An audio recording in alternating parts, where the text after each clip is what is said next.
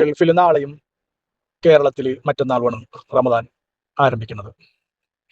ഈ റമദാൻ വരുമ്പോൾ ഇപ്പൊ എന്ത് ഫീലിംഗ് ആണ് ഉണ്ടാകുന്നത് നമ്മുടെ മനസ്സിൽ, അല്ലെങ്കിൽ എന്താണ് ഉണ്ടാകേണ്ടത്? എനിക്ക് തോന്നുന്ന ഫീലിംഗ് ഇതാണ്: ഈ റമദാനിനും റബ്ബ് സുബ്ഹാനഹു വ തആല നമ്മെ നിലനിർത്തി ബാക്കിയാക്കി, അല്ലേ?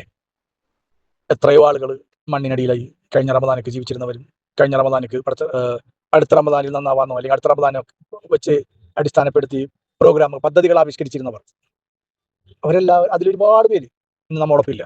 പക്ഷെ നമ്മളുണ്ട്. അപ്പൊ എന്ത് വേണം? അൽഹംദുലില്ലാഹ്, അൽഹംദുലില്ലാഹ്, അൽഹംദുലില്ലാഹ്. മനസ്സീന്ന് വരണം.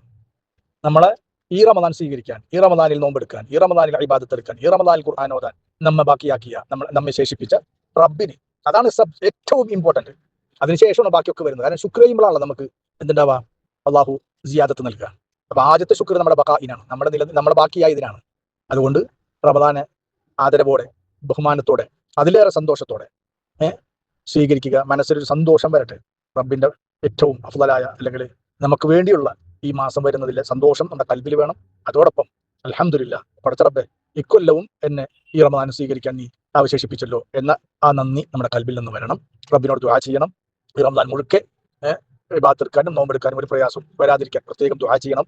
അതുപോലെ തന്നെ നീയത്ത് വെക്കുമ്പോൾ ആ പറഞ്ഞതൊക്കെ നമ്മളെ കുറിപ്പിലൊക്കെ ഉള്ളതുപോലെ അങ്ങനെ ഈ മാസത്തെ മുഴുവൻ നോമ്പ് നോൽക്കാനുള്ള നീയത്തും കൂടി അഡീഷണൽ ആയിട്ട് വെച്ചേക്കുക.